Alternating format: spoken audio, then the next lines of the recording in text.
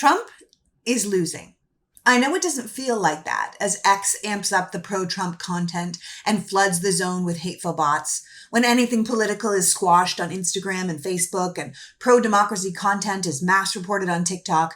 I know you can feel crazy watching the mainstream media hedge their bets and double down on the both sides ridiculousness, while one party is referring to people as scum who will slit your throat and justifying the use of the military against the American people, and the other side is talking about protecting access to healthcare and helping people buy their first home. But the truth is, he is losing.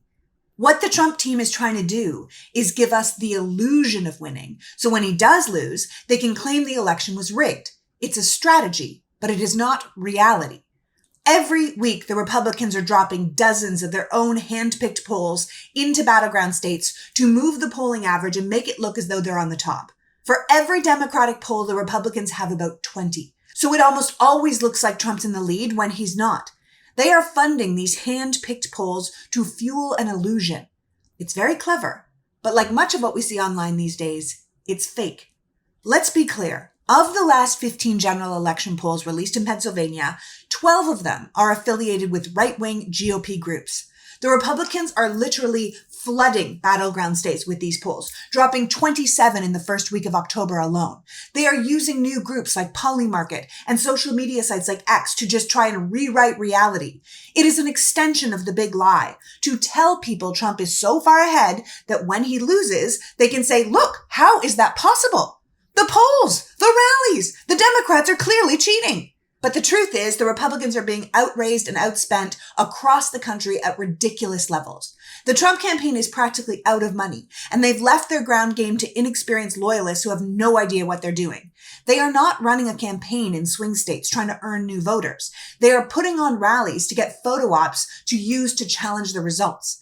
That's why they're saying things like Trump had 100,000 people at this event when the ticket count total or the venue itself says that is absolutely impossible, that the numbers are a quarter of that. They are trying to give us the illusion of strength and numbers so they can then claim fraud when reality sets in. The groundwork was laid for this in 2016 and tried again in 2020, and now we're looking at the red wave messaging of 2022, but on steroids.